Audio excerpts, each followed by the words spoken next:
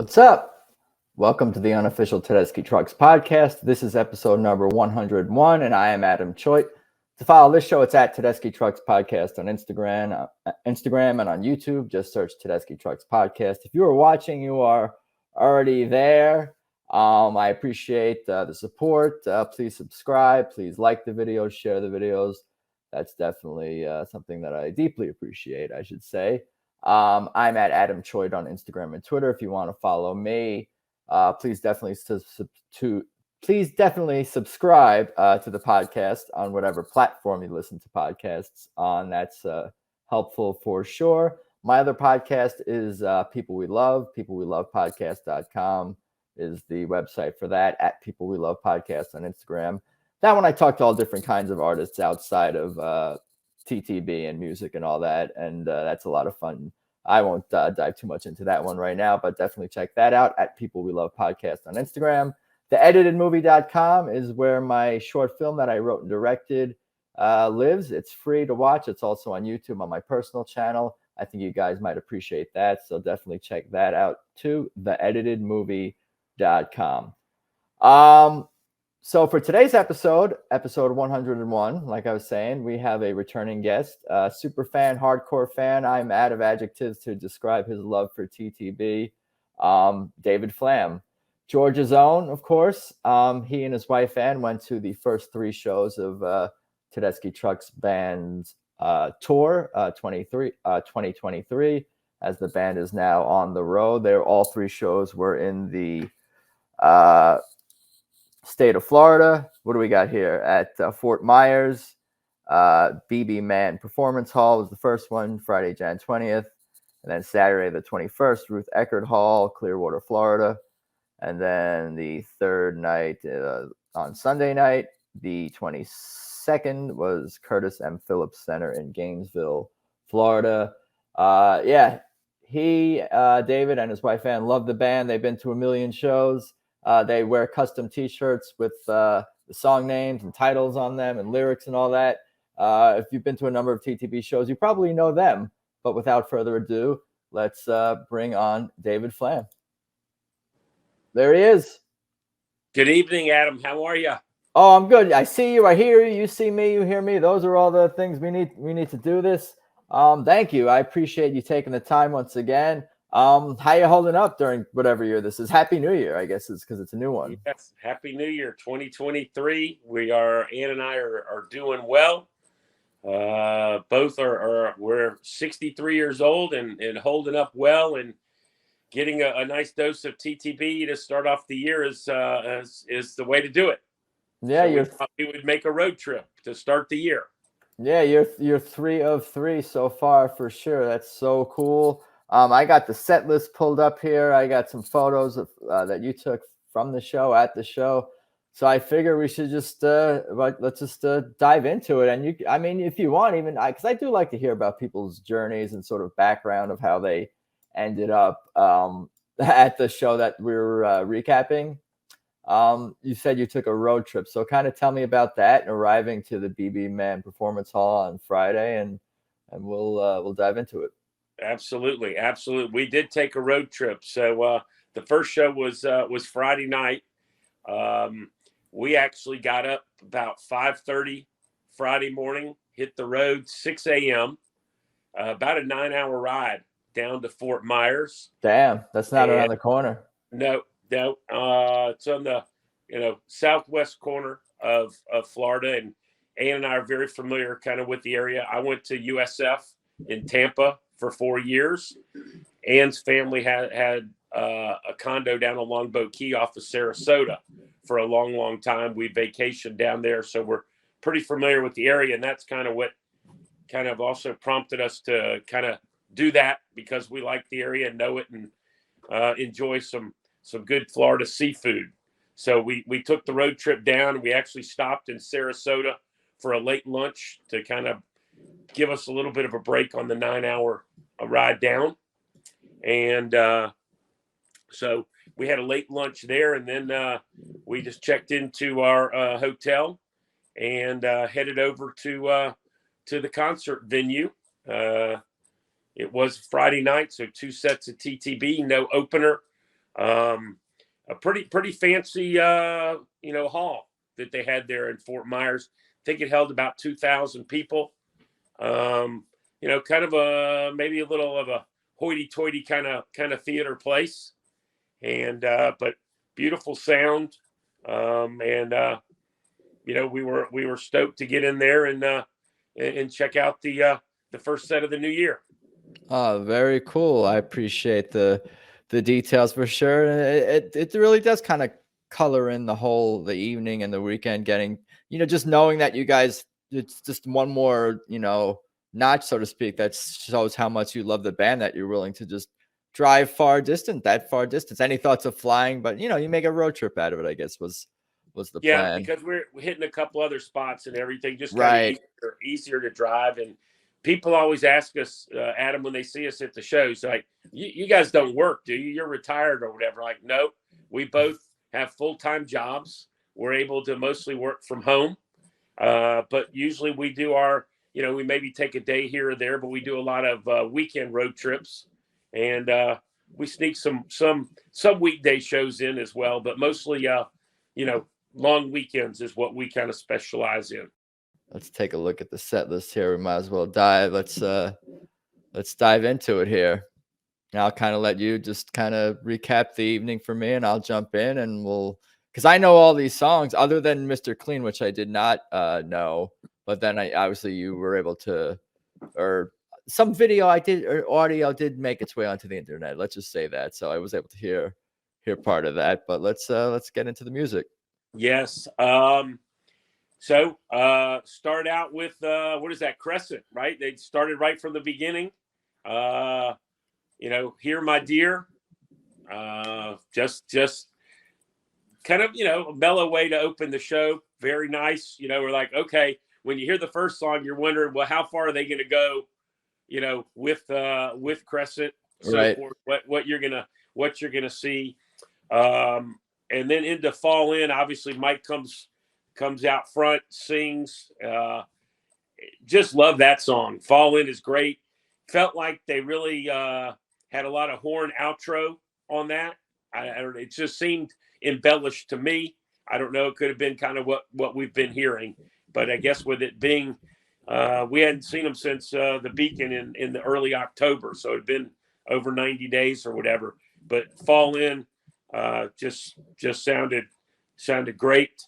I Am the Moon is always special, and I believe Susan gave credit to the crowd for Gabe writing such a beautiful song. And I mean, it's so moving. That song is just it kind of tugs at you when you hear that one. They all do. I feel like. I mean, obviously, I've run out of adjectives and descriptors for this band, and how much I love all these songs.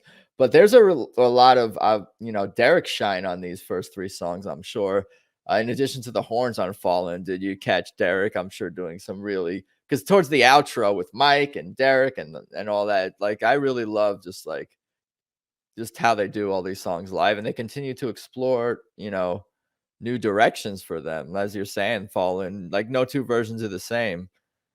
Yeah, it just was. I mean, it was just great to hear the new stuff again. Even though we were hearing it a good bit last year, and yes, I mean, Derek with the horns, just really, amazing. And as we were hearing Fall In again, I was thinking of another T-shirt idea down the road for Ann and us with having to deal with the song Fall In. So it just kind of, it's become a special one, I guess, a little bit to me. Yeah, all of us. Do you almost sometimes, like, because I'm sure we'll get into this, because we did get some repeats in the second night, but do you ever almost forget, like, the set lists, like, are not necessarily catered to us, and by us I mean fans who are so in tune with all of them, where we almost, like, can tell, like, what they've been playing lately, at any given time, and we have to remember that there's new fans and more casuals in the crowd. Do you almost, like, forget that sometimes, where it's like, yeah, they've never heard Midnight in Harlem live before, they they haven't heard the new stuff, like, a whole bunch yet. Do you almost forget that sometimes? We do. You kind of do when you're going to a lot of shows. You do that, but it's interesting how we'll talk to people that are at the show. One of our buddies who we were trying to get on the call, Richie Davies, who he's a big fan, goes to a lot of shows. He lives in the Atlanta area. He loves to collect their posters. He's always getting a poster. And we were chatting a little bit about the set list, from night to night. He actually was at all three of the shows as well. Actually, I think we met a couple. Gosh, I can't remember where they were from, Sarasota area or whatever. I think they were at all three shows, and we had never met them. They were sitting the row in front of us the first night. Then we get to the second show, we bump into them in the lobby, and then at the third show, I bump into them again, waiting for something to drink. And the line was really long. And she's like, "Oh, my husband's up at the front." I said, "I'm just trying to get a cup." She goes, "What do you need?" I said, "Just trying to get a couple of waters for Ann and I." And she walks up to her husband, grabs us, gives us 2 waters. And then they waited in line for whatever they needed and wouldn't even take any money for it. So it was like, so you just meet some great people along the way. And, yeah, for sure. So, but getting back to the set, next, Yes, We Will. I wouldn't argue with anyone that says that could be my favorite song on I Am the Moon. I believe it. It is spectacular. And, Susan has a great lead on that. And Derek had it's just, I don't know, that song. I think of all the songs that I heard on I Am the Moon, that was the one that hit me. Probably the first time I heard it, I was like, I love that song. Some of them kind of grow on you over time. Yeah. That one hit me solid right away. I didn't get it that it was, kind of a tribute to B.B. King and that style or whatever. Heard that later on. But just love that song. I could hear that live every night. Yeah, they've all grown on me. They all grew on me very fast. Some maybe slightly faster than others, I suppose, but pretty much all right away. And we've talked about how that's partly how, due to how the songs were released with kind of the slow play release, giving you time and to everyone time to really dig into whatever 5, 6, 7 songs we were getting per release. So, but I think it's more to the quality of the music. I think we would all, if you're a hardcore fan of this band, love all these songs, even if they were all released on one album all at once or whatever, or all at once. We'd all have our favorites initially, but we would all be like, "Oh, have you gotten on to so-and-so? So-and-so's really, really grown on me." And I guess some of the Mike songs, maybe, because they're kind of all so quirky, but also catchy. So, those all grew on me very fast too, but maybe a tad longer to almost catch up to Mike's genius, I think, in a lot of ways. It's like a credit to him that his songs may take a second longer to become like ones that you feel the same way as everything else on these albums.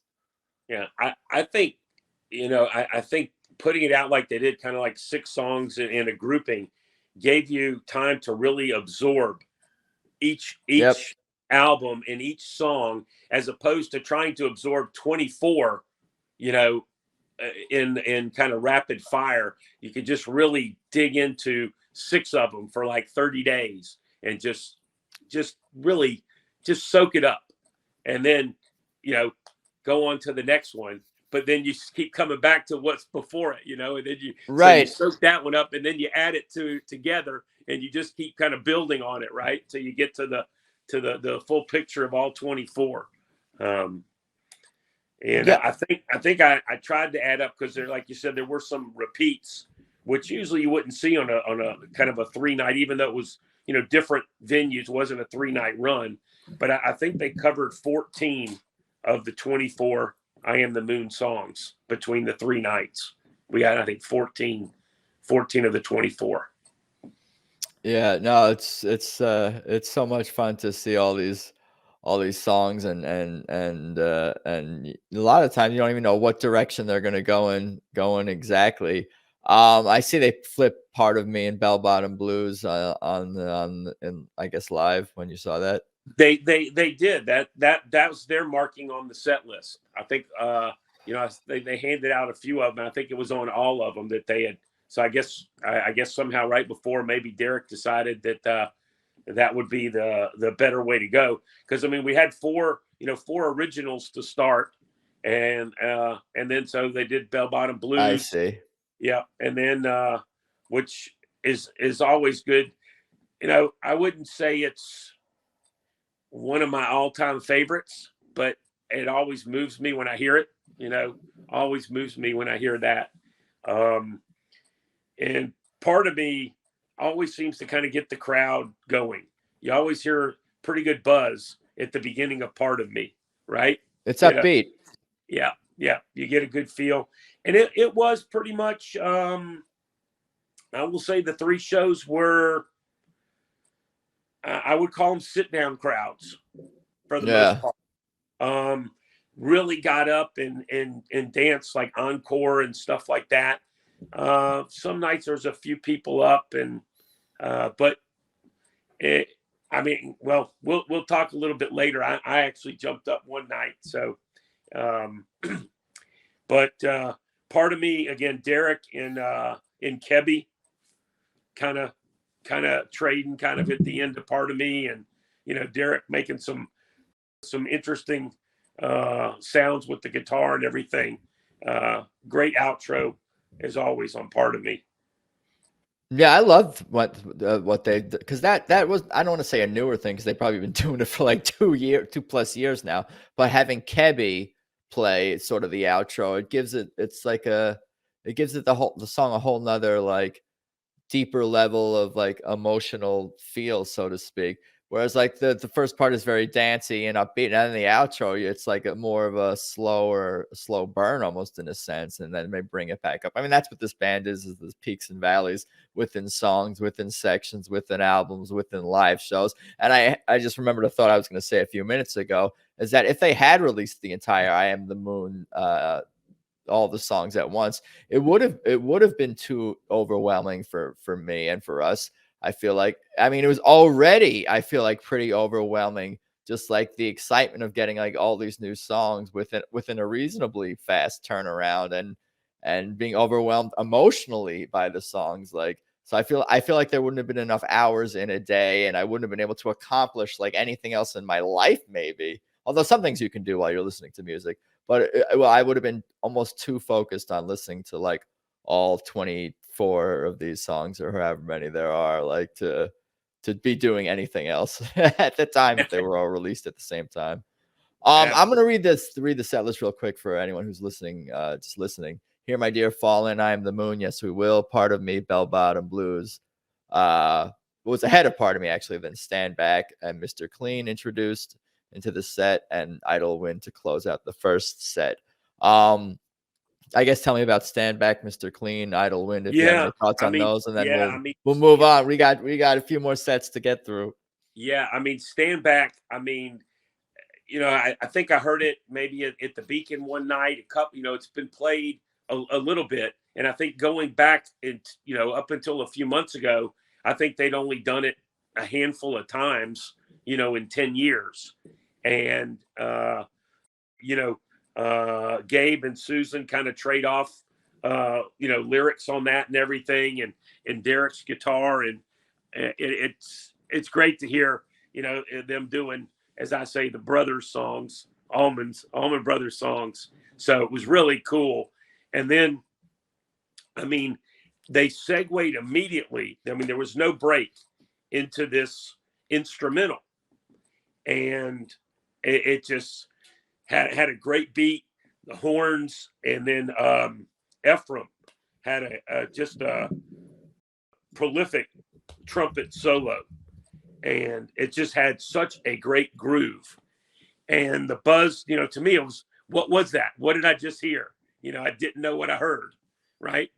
But piled right on top of the end of Stand Back. So you knew it was something, but nobody knew exactly what it was. I mean, at least around me that we were talking to. So we knew it was something new, instrumental. It was awesome. It was awesome. Yeah, it says here, written by Weldon Irvine.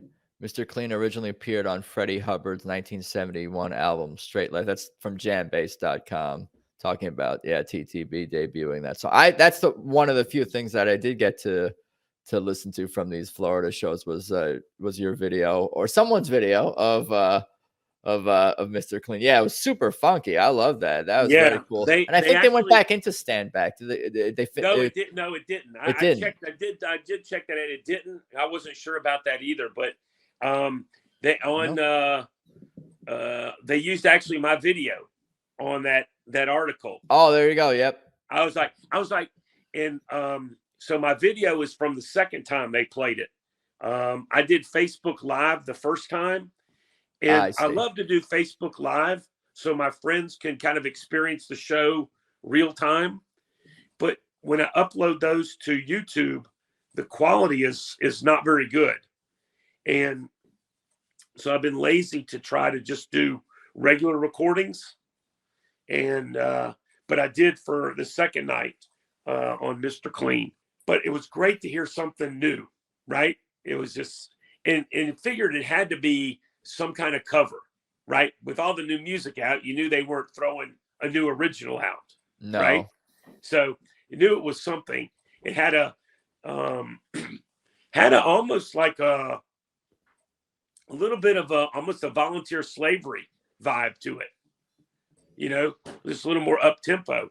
And then if you look into the video or the audio of the original, it's like 13 and a half minutes long. And George Benson's playing guitar on there with Freddie Hubbard. A lot of great musicians on that original. Very cool. Yeah, I assume, that TTB is only going to cover, the highest quality music from the highest quality musicians and the highest quality songs. That's what's so cool about them is that, like, they introduce the fans to new music. I'm probably going to be going down a bunch of different rabbit holes just because of this in the coming days, weeks, and months. And I appreciate that. And even if I'm not in love with all this new stuff I discover, I'm sure I'm going to find some new stuff that I am in love with. And that's thanks to TTB and Derek and Susan and the band and their influences and their willingness to pay tribute to the great music that's come before them. Absolutely. I listened to the 13 and a half minute Freddie Hubbard version earlier this evening. I had to listen to it again, just to check that out. And I didn't know what it was. Ann got the set list after the show, and I saw on there Mr. Clean. So, and I asked someone, they were like, they didn't know what it was.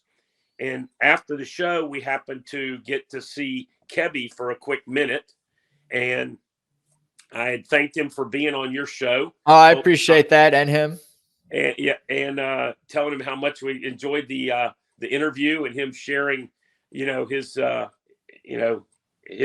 thoughts and his journey, which was so cool.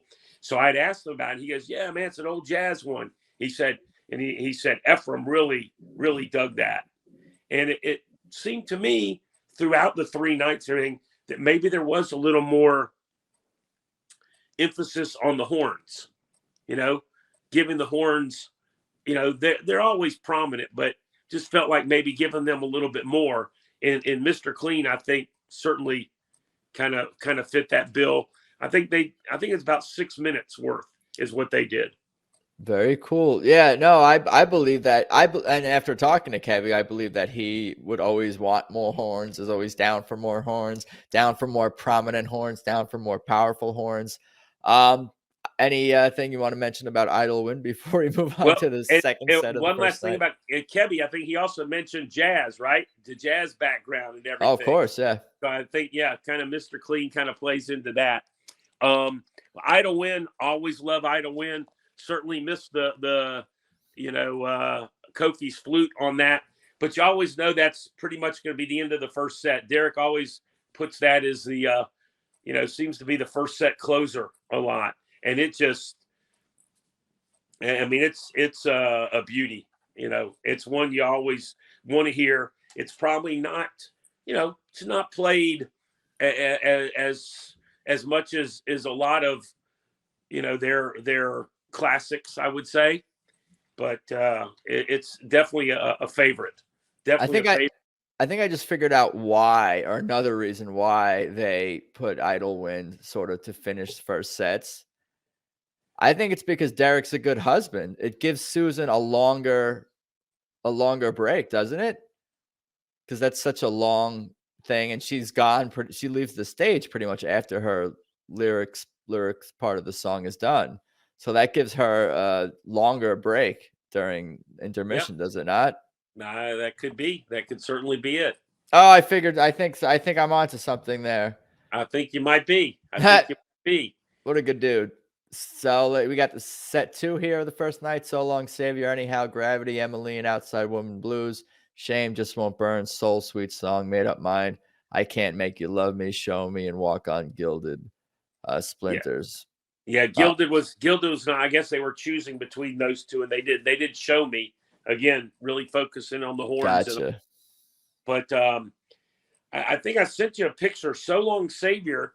Derek was playing a different guitar. I don't think I'd seen that one before, and I think he made mention of it on something on Facebook or Facebook Twitter. Story, Instagram story. I forget the exact model and make, but he did mention. I'm sure people will comment or let us know. There's always people who are on top of those types of things. But he was a different guitar that I had not seen him play, and so that was cool. I enjoyed seeing that. That was neat to see him, because he's always got the trusty SG, and then the other for Passaquan. That's about, and then I guess Down in the Flood, he plays the other guitar as well. Yep. Anyhow, my son, who's 32, that's his favorite TTB song, and spoiler, we got that all 3 nights. And I was like, that is, I could have understood maybe at first. I said, well, if it's, from I Am the Moon, I can understand 3 nights in a row, whatever. And I was mentioning it to my son. I said, hey, we got to hear your favorite song all 3 nights. He goes, Dad, Chevy commercial.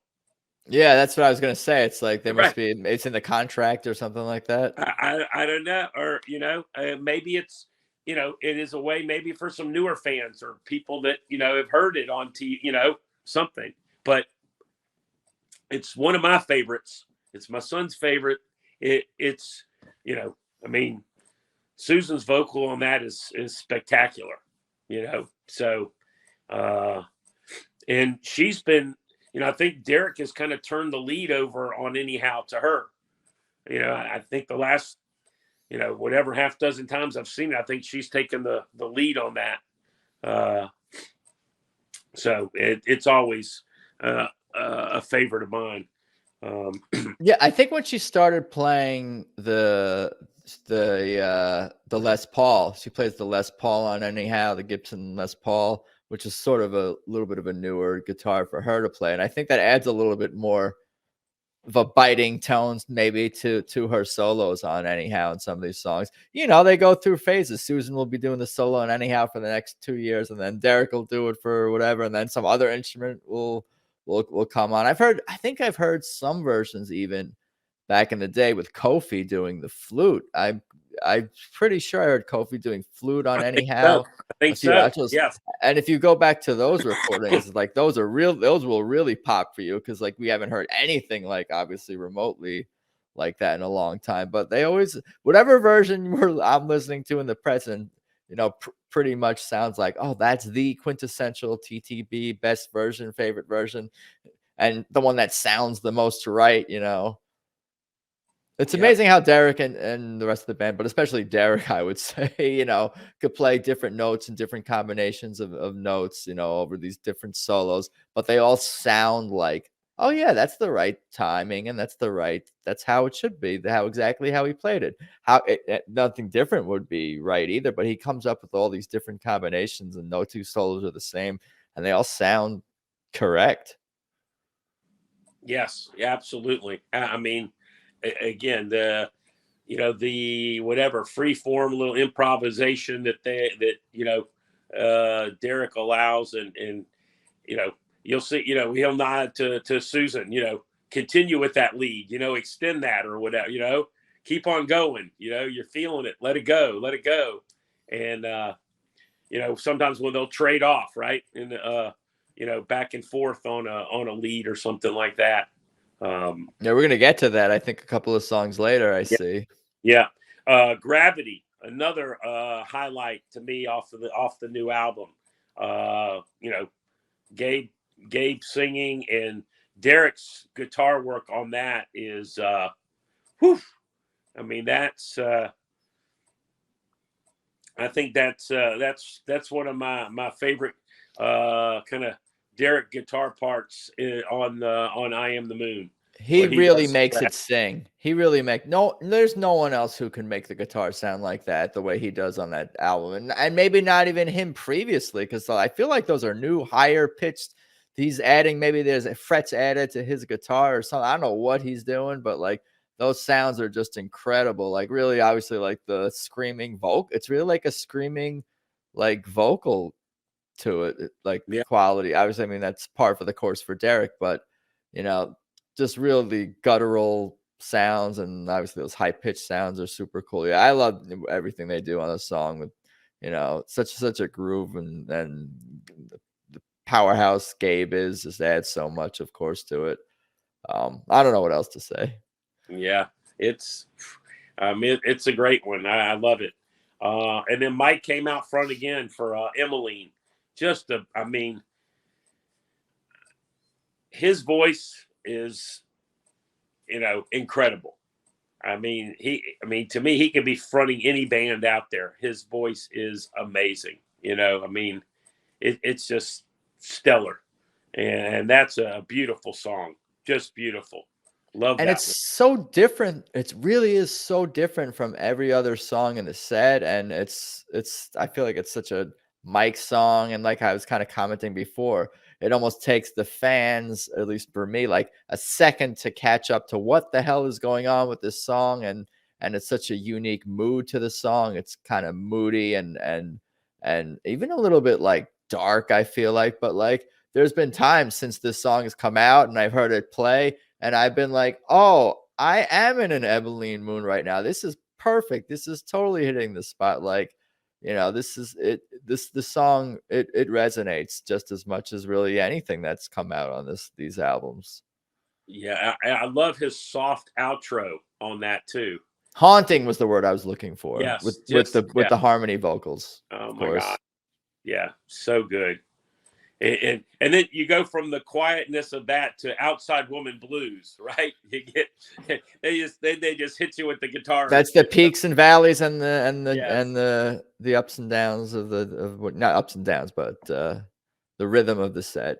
Yeah. And again, just a great cover, for them to pull, I guess I don't know, maybe from Derek, or where that came from. We know that's been around. What, they've been playing that now for what, a year, maybe something like that. Year and a half, something. They added that to the set, and it just, it fits them, with the back and forth guitar work from Derek and Susan and all. It's so nice. Love Yeah, that. that's the only song they can start playing those two together, and I'm like, are they playing Whiskey Legs or is this Outside Woman? Those are the only two that like I can almost like. I'm not totally sure unless they're playing something I've never heard, or a new intro to something. Yes, and Anne's had to correct me on that several times. She's like, "No, that's not Whiskey Legs." Oh, she's on top Yeah, of it. he's on top of that. But yeah, I got you. um, and I do. I mean, Shame is definitely that one's got a spot for me. I love Shame. It was different. They did not do. Derek didn't have a extended intro. like you normally see on that. Yeah. They just kind of went right into it. And Susan's vocal, I mean, on that, and then Derek's guitar, I mean, it's just, it's the best of both worlds to me on Shane. It's yeah, I was gonna say, to me, I think of it as almost like it could be an Allman Brothers band song. Shame. It has that feel to it. I don't know, just the way the song moves and the powerhouse vocal. Like, I don't know, just like it sounds like it could be one to me. It could be, but I think the difference is the ending. Susan's she's got that kind of almost a haunting kind of Mike type vocal at the end that just, I love some of the like quiet stuff they do at the end, like in the Emmeline and in Shame. Right, And like the reverby kind of added to the vocal, that echoing that you hear it, like on, like, even when Susan does like Whipping Post and Shame, and even on the harmony vocals and the vocals on Emily. Yeah, it just adds so much. Like, credit to Bobby Tees as well for bringing us the sound and the amazing quality that it is. Crew, great job. I mean, the sound all 3 nights was impeccable. It was the sound, the venues, everything. I mean, quality to the crew was amazing. And if you could hear Just Won't Burn, Susan got her guitar. I mean, she was picking notes just so softly. You could hear a pin drop in the building. And I mean, that I think she said it came out 25 years ago. She said after she played it or something, she goes, yeah, that was from my album released 25 years ago, one of my solo records. So she mentioned it was 25 years old as of now. And I think we first got that during the Fireside Live, and it's I could hear that one over and over. I mean, she just kills that one every time. It's almost like necessary to have at least one of those, at least one Susan solo blues centric early era song in the set list. I feel like it's almost like obligatory and needed. Yeah, no, and it's a different aspect of Tedeschi Trucks Band in a lot of ways. It's Tedeschi. It's really highlighting Tedeschi, Susan, of course, and it's super cool. It's a show-stopping moment, and in between Shame and Soul Sweet Song, to slow things down and, like you said, bring it to a pin drop. To have Susan bring it to a pin drop is not always something that you always get, and when that's cool to get all eyes and ears on her, really is and the pin well drop deserved. was on the guitar, not on her vocals, but right? Exactly. Mm-hmm. That's what kind of stuck out to me in that version. I don't know why. She just got it. It just got really quiet. She was just playing softly, and then it kind of heats up a little bit. So her solo on that just it was just spot on. I mean, it definitely moves me, and I'm sure it was moving the other 2,000 folks in the room as well. No doubt. Soul Sweet Song, you feel. You think there'd be some sadness on that, but you see the band smiling during that song. Susan looks at Gabe, and Gabe, and I think Gabe wrote most of that song, and it just, and they have the pictures of Kofi up on the wall, on the backdrop there, and it just, it's a great tribute to him, absolutely. Yeah, it's a celebration, I feel like, in a lot of ways, in his spirit, and it's a statement that his spirit is, literally still with them. And that's kind of obviously a theme that they've expressed about Kofi in their songs, and other people as well, other artists and friends and family that they've lost over the years. But even in I can feel you. I can feel you smiling. I can feel you smiling. Yeah, it's a similar thing. It's like, they're making a statement that he's still with them, and the joy that which they play these songs with is really, I feel like, a celebration of. And it's interesting in music how, like, this is like a unique thing to music, is that, like, you can have a dark sounding song musically, but have like upbeat lyrics to it, and then you could have a upbeat kind of song with like darker lyrics, which is really interesting in music. I feel like to toy with those kinds of things, and have these multi-layered emotional expressions, and happening simultaneously. I don't know. It's interesting how artists create these different ideas and bring them together. I'll leave it to the professionals. Well, and then I think finally everybody kind of got out of their seats for Made Up Mind. It just, that one, you got to move to Made Up Mind, right? I think so. You got to stand up for that. You got to stand up. You got to clap. You got to dance. You got to move. It's just, and as usual, you got to tip your cap to Mark Rivers. Does he? I mean, his added vocal on that is just, to me, what I always like to watch is Susan kind of watching Mark when he's singing at the end, and you just see the he feeds off of her and vice versa, and it just it's a great way to end the set. Great way to end the set. I mean, you need to try to get Mark on here. I'd love to hear Mark's kind of journey. I will try.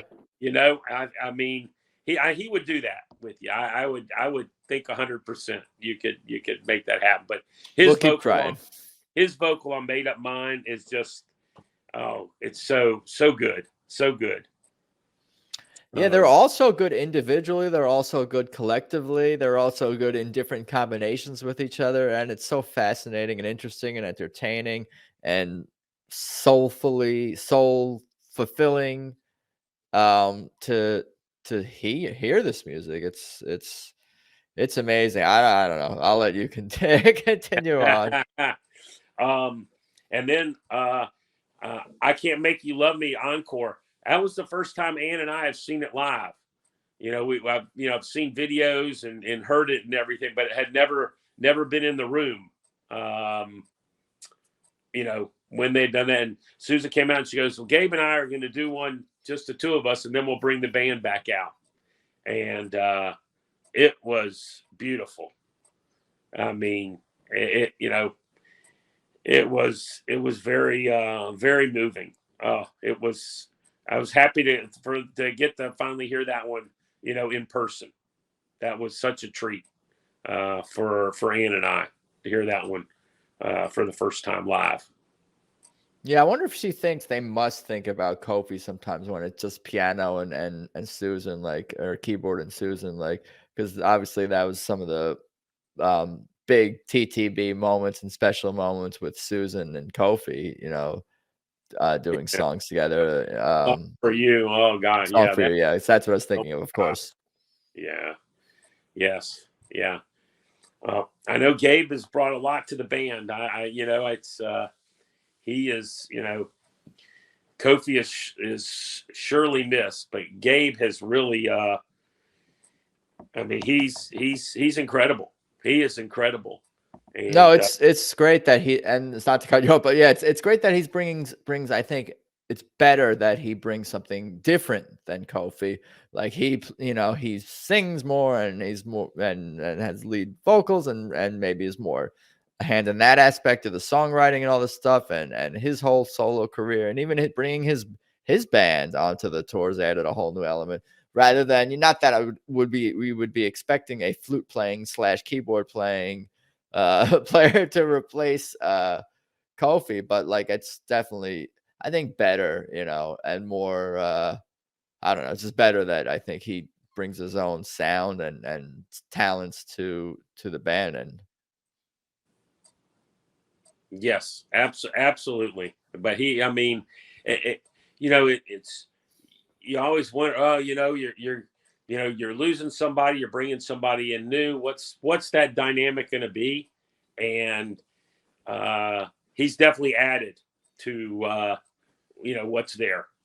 He's just added, like you said, another dimension. Songwriting, lead vocals, backing vocals. His keyboard playing, the drums on So Long Savior. Yeah, playing the drums on So Long Savior. I mean, he's just terrific, and he appears to be a really nice fellow on top of all that. So, oh, for sure. Show me. I mean, that's a fun circus with Derek pointing at all the horns and getting everything going. And that's how things played out. Mark came out front, Adam, and he kind of like I'd never seen him before. He just kind of commanded the crowd to get up and start clapping. I mean, he came out to the front and he just got everybody going. The whole crowd was up, because we had just heard, I Can't Make You Love Me, very quiet kind of. Sure. And then he just got everybody up. And like you said, Derek playing off the horns and, Mark singing and Susan singing. And it was, it's a great way to end the show. You just, you just feel like you've given it all at at the concert when that finishes up. No, for sure.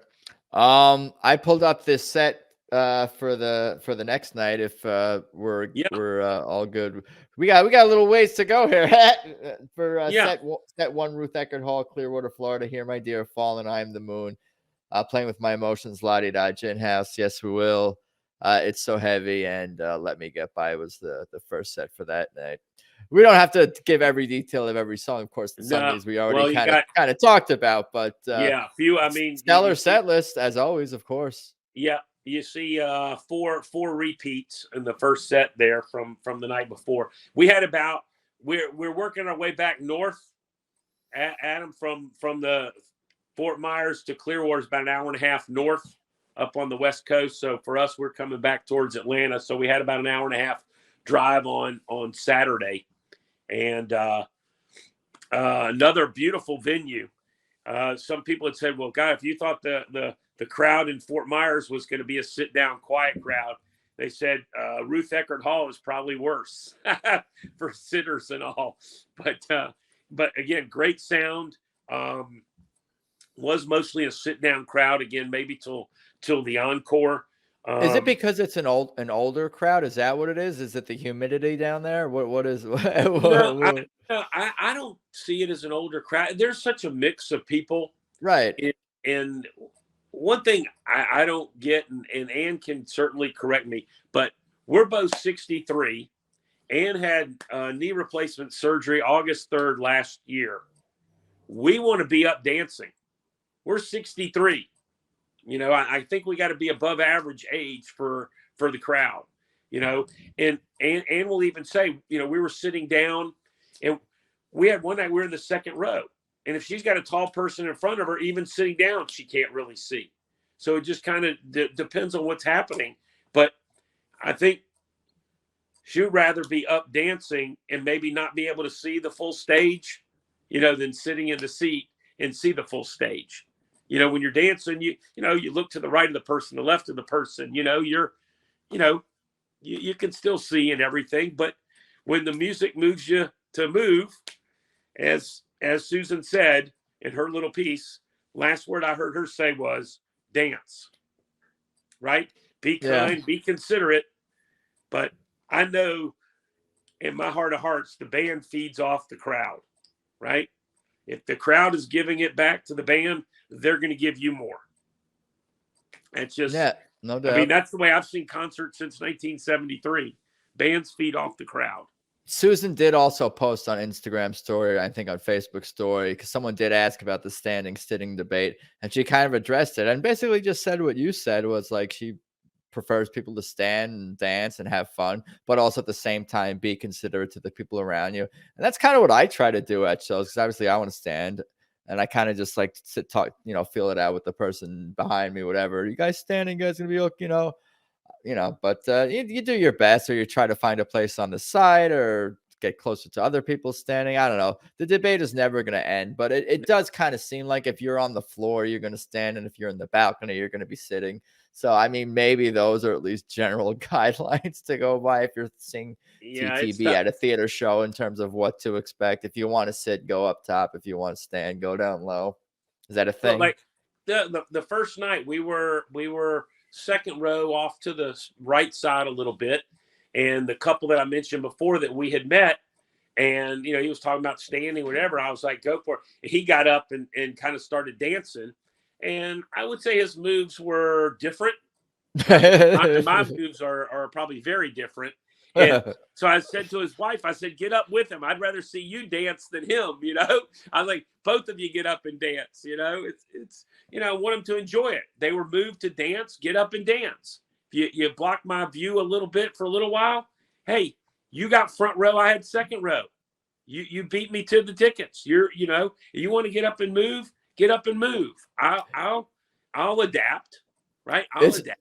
Yeah, it's funny. It's funny how it sounded like you just described seeing a guy dancing by himself in a not the most talented manner. That's kind of weird and annoying, and it's like, what are you doing? But then when his wife gets up and dances with them, they're just like, oh, you're just a funny dad or something like that who's having a good time with his significant other. It's exactly. Like, it's funny how that changes the dynamic, the whole perspective of that, right?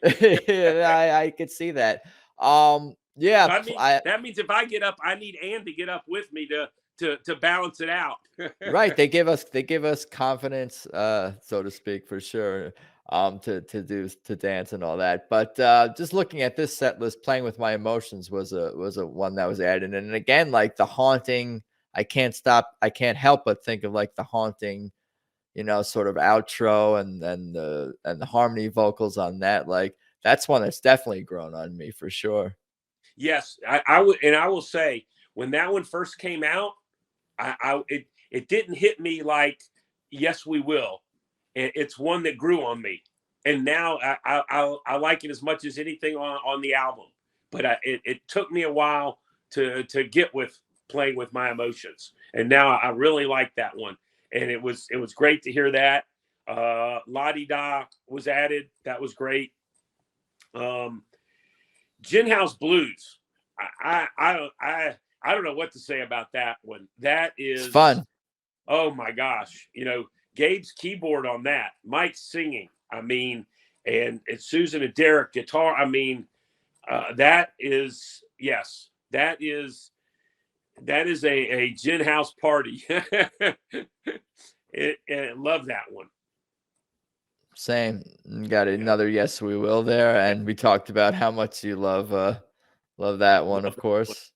Yeah, It's So Heavy was great to hear, and then I couldn't stay in my seat when Let Me Get By came. They played that in the first set.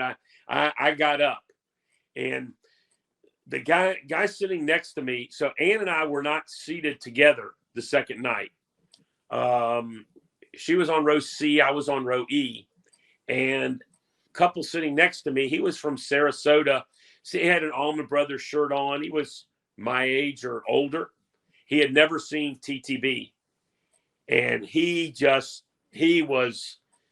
soaking it up. He was loving it. I mean, he was just loving it. And Let Me Get By, and I kind of got up, and I don't know. To me, that's the chorus for that is kind of a sing-along, and I will say I did get a little acknowledgement from Susan and Derek on that one, because I think I might have been the only one standing up in the first 5 rows. And you're hard to miss. And I was just singing, Let Me Get By, don't stand in my way. It's an anthem. It's an anthem. Yeah. It's definitely anthemic. It's an anthem, I would say, definitely by TTB song standards. Yeah. So I love it. Love that one. Yeah. Love that one. That Derek did, I guess the song and the set finished with, I'm assuming, like a Derek solo, then going back into the chorus and all that. Like, yes. Those are some of my favorite Derek moments, is the Let Me Get By solos, and especially once they started, which was shortly after they started playing the song live, is like the really taking it down and then bringing it back up for that song. It sounds so like triumphant.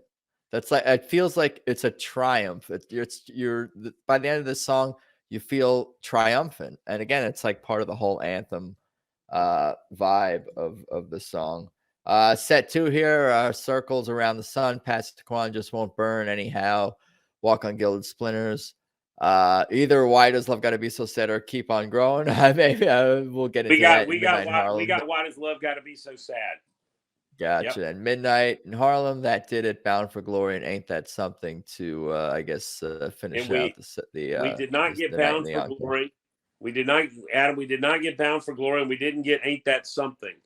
We got I don't know if you have to look that up on set list. I don't even know if it's updated. That's all right. Yeah, it's on there, but that we did not get Bound for Glory, and we didn't. That did it. What second night? Oh yeah, we got a Stand Back and Mr. Clean. After that, did it. Gotcha. Mr. Clean finished the show. I think it might have. Yeah, Stand Back, Mr. Clean. Yep, that did. Yep, I got it right here. Yep. Ann said, yeah, that's what Ann said. It in Circles Around the Sun. Oof, that's powerful, and you can tell the people that don't go to many shows because they're yelling all night for Passaquan, and I'm trying to say, well, when Bobby brings out the other guitar, you'll know Passaquan is coming. Right. And you can hear it right away, and when they get that sort of the rumbling drums going or whatever the first sound of the set is. That does seem to be a 20-minute instrumental favorite of the crowds. Derek's playing on that. Just everybody is up, and it's sensational. He and no slide on that, right? No slide. All fingers on that, and it's. I remember hearing it the first time on the Fireside Live when they did it on the TV. We heard it the first time. Do you remember that? It was only like 8 minutes or something, and everybody was like, wow. It was all the talk. Right. And now it's 20 minutes of incredible. And then we got more repeats, right? Just Won't Burn Anyhow. Gilded Splinters.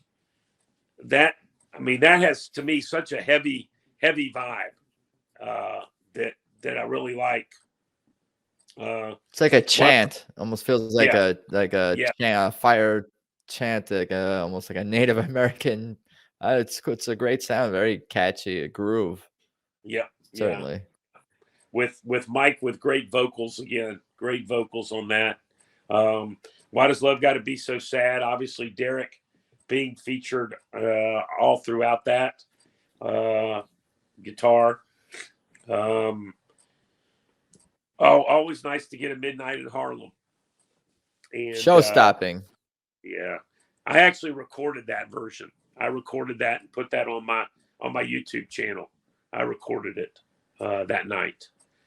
Do you have favorite versions of songs? Because you've been to so many shows. Do you have like do you have, even if it's one that from a show that you haven't been to, just a random Ed Gendelman recording or something like that? Do you have a favorite? Do you have a favorite Midnight Harlem? Do you have a favorite Anyhow? Do you have a favorite even Passaquan version? Some of them for me.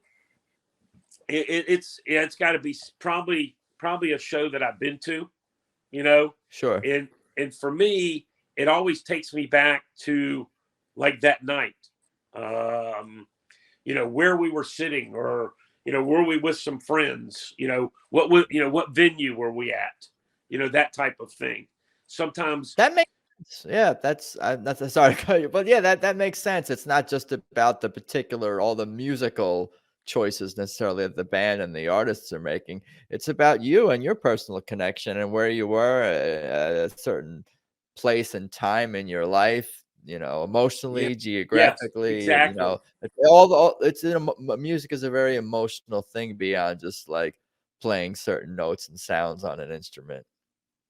Yeah, I think it's funny over all the shows, and it's now up to this was 86, 87, and 88. The three that we saw. So I'm up to 88 shows now. Gonna hit 100 hopefully during Wheels of Soul this summer. Gonna hit 100th TTB show. And one of the things that sticks out to me when I'm thinking about, you're saying a favorite version or something like that, is a version of Bound for Glory at the Ryman Auditorium in Nashville. And my son happened to be with Ann and I at that show. And I just remember us just kind of singing and just, I mean, it was as spiritual as I think I've ever gotten at a concert. It was just that kind of moment. It was just, and that's their almost most gospelly, churchy, spiritual yeah, type song. You could say, I feel like yes, in a lot of ways. yes. Yep. And so I don't, that one hits me, but yes, I probably have, if I went down through some songs, I could probably say, oh yeah, I remember the version, at the Beacon of Shame in 2019, or Laugh About It, in I mean, I remember we heard the whole first I Am the Moon, Crescent, and we were in Tuscaloosa, Alabama, and there was a lightning delay. They almost canceled the concert, and TTB came out and gave us a shortened set so we could get something, and with the curfew and everything, but we got the whole Crescent, and I that sticks in my mind. Another thing sticks in my mind is Passaquan. We heard it in Mobile, Alabama. It's the only one I've heard where Brandon had an extended solo during Passaquan on the bass. I have yet to see another version of that with Brandon having a extended bass solo. Yeah, I'm not sure. I guess maybe I haven't heard that either. Yeah. So, but I have a recording of that from that show. So just, some things stick out. That Did It was amazing on the second night. And then as Ann said, we got Stand Back and Mr. Clean, I think, to wrap it up. And very that cool. was the one very I recorded. Cool. That was on my, I was looking, I posted just a couple of, on this tour, I think I posted like 3 songs on my YouTube channel. And I'm looking, I'm like, this one's got over 2,000, views. And then I found out that the guy put it on that Live for Live Music, or he had used it. I was like, how are all these people finding this? And so he had put it on there. Cool. I'm going to bring up the set list from the final night here. Let's do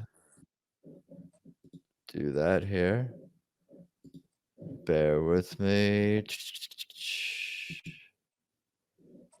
And that one was on the University of Florida campus in Gainesville. Curtis M. Phillips Center. Yep.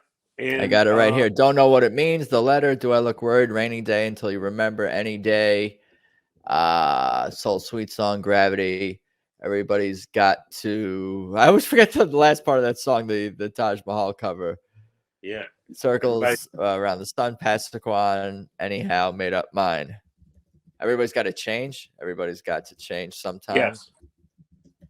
Made up mine. Then Last Night change in the Rain. Sometime. And then, Bound for Glory. So we had Bound for Glory on 2 set lists, and we did not hear it either night. They finished with Show Me Again. So we missed Bound for Glory all 3 nights. Horns. They wanted horns. More horns. More horns. Maybe. I don't know. And it was, so this was on the campus of the University of Florida. and it was about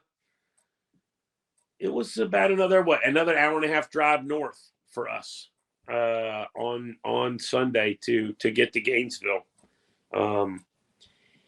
And I don't know, I was so excited to hear kind of something old to start. Don't know what it means. And that was one for years. It was played, seemed like it 9 out of 10 shows, right? Yep. Always with played. the letter following it. Yep.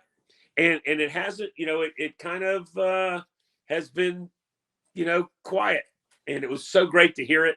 Again, horns, Kebby, and Derek going off towards the end. And then usually, the letter's coming, and if Susan puts down her guitar, doesn't have a guitar, usually it's either the letter or shame. She's not holding a guitar. And then we got Do I Look Worried? So, I mean, it was, great start to the show. Could it be my all-time favorite lead by Derek, Do I Look Worried? Would be hard to argue. His guitar work on that is, I think, as good as anything they've done. It may be the song they've played the most. It very well possibly could be. I think I can't remember any since I've been following the band and since that song came out where it wasn't prominently featured on every single leg of every single tour, or at least played on every single leg of every single tour. Yeah. Yeah. Well, I mean, his guitar on that, I mean, I just love that. Love it. Love it. Love it. Love it. Love it. So show-stopping moments on that one, certainly. Rainy Day. What a groove. Oh my gosh. What a treat to hear that. I mean, I don't think they played that many times. That's probably one off the new album that hasn't been played a whole lot, I would think. Been played in my living room a lot. I mean, on stage. I know. Yeah, in my car too. Yeah. Mm-hmm. Until You Remember, I think that's, I mean, that's special. Yes. I mean, they play it the perfect amount of times. They always play it just often enough where it's like, but not too often. It's almost like too emotional to play that every night. You can't play Until You Remember every night. You can't play These Walls every night. You can't those are like once in a while, especially These Walls is a once in a blue moon thing. But yeah, Until You Remember, such a great ballad. I guess it's a ballad is what you'd call it. Yeah, I know you and we saw it together at the Fox in Atlanta. They played it last summer at the Fox. Because I specifically remember we were hanging out afterwards. Yep. Said something to we got to say hey to Susan for a minute, and I said, "Oh my God!" I said that one. I said that got to me tonight, and she goes, "Yeah, my vocal was pretty good on that one tonight." She never takes all the credit for it. I mean, that one definitely gets to me. I mean, just beautiful. Sure. Beautiful. And then we got an Any Day, that Any Day, Keep on Growing. Those two just not sure how I stayed in my seat for that one, Adam. I don't know. Everybody was seated. I was definitely bopping up and down in my chair. I bet. Yeah. That's hard. Yeah, that'd be tough for me to not get up for any, Yes, very, very special tough stuff. I mean, Susan and Mike singing that together, Derek's guitar playing. Oh my gosh. I think we actually got like a little bit of a Gabe piano solo in the version of Any Day, which was I think we may have heard he does. Does he do some of the Allman Brothers teases sometimes on Any Day, whether it's a Blue Sky or even a Jessica tease? Have we heard it? Maybe I imagine that on some of the shows over the last year, but piano solo because they were in horns. Yeah. I don't know. It could be. Then we got again soul sweet song, Gravity. And then Everybody's Got to Change. And that was one of Ann's highlights of the 3 nights. She loves that song. Mike's vocal, again, I mean, when does he, when does anybody in the band have a bad vocal? I mean, but love the groove on that one. Love the groove on that one. And it's one they don't play that too often, right? Yeah, but it's something a little bit newer that they brought in the last year or so, and it's good to get a good mix of the different Mike stuff, whether it's him like doing something more upbeat, like a Gin House Blues, or Everybody's Got to Change sometime, or obviously the more haunting sounds of of an Emmeline or Where Are My Friends is the other new one. And then even like a Right on Time is like another kind of like a totally quirky type of a Mike song. So you kind of get a good range of Mike stuff just within his songs within the whole TTB catalog. You get a ton of range just from him alone, let alone the range from the entire band. Yeah, Definitely appreciate it all for sure. Mm-hmm. And then we got a Circles and Passaquan again. I guess those are two kind of going together. I guess they went together, 2 nights in a row. Both awesome. And then we got a third anyhow. And I would say of the 3, I thought Susan had her best performance on the 3rd night of anyhow. I think Ann and I both said nailed it on the 3rd night. I mean, it was spectacular on the 3rd night. That makes sense because she had 2, I don't want to say practice rounds, but like, she played it twice. So it's like, she was able to probably make little adjustments that I could never articulate what those are or even recognize. But like in her head, she knows what to do to make, they take it seriously and they want to, again, we've talked about it with me and you and other guests that like they never mail anything in. No. And they want to get better, and they do get better. Somehow they get better. Well, nailed it the 3rd night for sure. She'd also mentioned that there was TTB's first time playing in Gainesville. Said they had never played there before. I thought that was interesting because it's. Yeah, I assume at this point they played every town in Florida, but maybe not. Yeah. She said they had never played, and it's probably an hour and a half from their hometown of Jacksonville or something. But she made comment that they had never played there. Again, college town, whatever. So, and then wrapped up the set with Made Up Mind again. Crowd was on their feet, just loving it. And then Last Night in the Rain. Wow, that what a so treat. Catchy. Oh yeah, I mean, love the drum. I think Falcon wrote that one. Very cool. I believe I thought I heard that somewhere along the way. But yeah, it was terrific. And then another Show Me. So, can't leave more kind of more upbeat than that, right? So no, it was. Yeah, Show Me replaced Bound for Glory. Right, yeah. Right. Very cool. Very good stuff all around. Oh man, I appreciate the time and the stories and the recap. It's interesting because like I think I've asked you don't have any sort of musical background yourself as far as playing or anything, like you're just a music fan. So to hear just someone who's just a fan with no musical background or knowledge about theory or too much technical stuff, just to express your love of the band is cool to hear, because it's like so many people love this band on all kinds of different levels.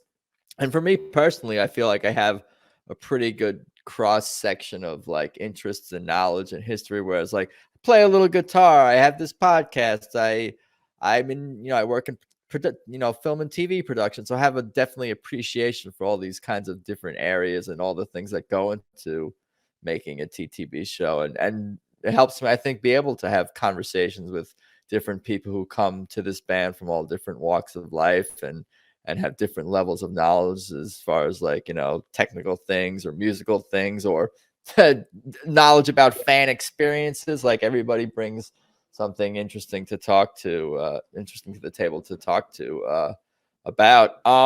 What's the next show for you? Yeah, just 50 years of listening to music for me. And my father did play the saxophone a little bit. My sister, the piano, she still plays the piano to this day. And you might recall from one of our first conversations, my best friend played in a band, still plays music. And back in the high school, college days, I was, kind of a roadie for the band and all. So I hung out with some guys that were playing and, spent a lot of time listening to, them jam, write stuff and kind of be around, some live stuff that way, which was kind of cool. But technically, I know what moves me and what my ears like. Yeah, what we are, I want to say we're professional fans, but that implies that we're paid to be fans. But we're something. It's something like that. We're like high quality fans, dedicated fans, but like almost like we take like a professionalism, like a little bit of an approach to just being fans in terms of like being thorough with our research and knowledge and being up to date on everything and having interest and appreciation for really all things and anything to do with the band. And like a lot of their social media has been really cool lately to see, like getting a lot more little personal videos from the band and more engaging things and interactive things. And that's cool to see because they've already like been such an accessible band, like just from the way they carry themselves from afar and all being so down to earth, and with our limited, interactions with them over the years and some fan interactions and just seeing how Derek and Susan and everyone carries themselves in interviews and Kebby too, obviously for me personally, just like they're all just seem like great people. And that just makes the whole experience so much richer. And I'm not even sure where I'm going with this rant, but like, yeah, this is the ultimate fanboy podcast. So you're in the right place for that. But I'm not lying. Like when other people fanboy out, that's just a niche interest for some dumb thing that other people are into. But here we're objectively correct in stating that this is the best band in the land. And Kebby told me himself. Yeah, our friends, they're like, what? You're going to see this band again? What again? What is with you guys? What is with you guys? And then some people didn't even understand. I'm like, well, it's not like, I don't know, a Madonna that plays the same show every night. You get a different show every night. They can't relate to that type of thing. They think you're seeing the same show every night, and it's just, some people two songs are the same. Yeah, either you get it or you don't get it, right? You're either in or you're out, and we are certainly in. I think you asked what's coming up next for us. We're actually going this Sunday night. We're going to Pensacola, Florida, to see them on Sunday night, and then we've got in February the 3-night run at the Ryman. We always do the Ryman every year. I highly recommend the Ryman, but hard to get tickets there. It's getting harder and harder to get tickets to the Ryman. And we're going to do 2 nights in Chicago. We've never seen them in Chicago. Everybody raves about the Chicago residency. So we're going to do 2 nights in Chicago. And we're going to go see them at Jazz Fest in New Orleans. Very cool. We were there the last time they played in 2016. And this will be their first time back since then. So no problem with standing at Jazz Fest. Very good. I appreciate this. There'll be 100,000 people in the field, all standing. Yeah, I'm looking forward to, I'm sure, having you back on to do more recaps sooner than later. Enjoy all those shows. I'll be living vicariously through you and through your live videos and through your videos. David Flamm, search him on YouTube. His YouTube channel is probably the best place for the public to see his videos, if not posted in some of the various TTB fan groups on Facebook. Again, thank you. I appreciate the time. I'll let you go enjoy the rest of your evening, and let's definitely talk more soon. Look forward to it, Adam. Come East Coast and let's see a show together. Oh, I'm hoping. I'm working on it. We'll see. Definitely something in 2023. Some stuff coming up, I'm sure. Thanks for letting me chat with you, Adam. Oh, anytime. You got to take care, buddy. Thanks. Later. So there you go, episode 101 with David Flamm. That was super fun. I appreciate the recap and all the stories and the background. And this is, I just love diving into these like inside baseball, TTB nerdy conversations, and to people in our world. It's just super fun for me, and I'm looking forward to doing more of the fan recaps from the boots on the ground from people who are lucky enough to get to these early 2023 shows. Hope everyone's doing okay out there. Please check out at Tedeschi Trucks Podcast on Instagram. Please subscribe to the show on whatever platform you listen to podcasts on. Positive reviews on Apple Podcasts, iTunes are greatly appreciated. Subscribe on YouTube, Tedeschi Trucks Podcast. I'm on Twitter and Instagram at Adam Choid if you want to follow me. TedeschiTrucksBand.com, that's their official website, TedeschiTrucksBand.com. Buy the merch, join the Swamp family, buy tickets to shows, support the band, leave comments in the forum, do all the things. They're, like I was saying, they're social media presence and their website, like they're stepping up their game on all fronts for sure, and that's definitely appreciated too. At People We Love Podcast on Instagram is my other podcast, theeditedmovie.com, for my short film that I wrote and directed. But I think that's about all I got for today. Thank you everyone for the support. Thank you for listening. Thank you for watching. I appreciate it, and let's talk soon. Later.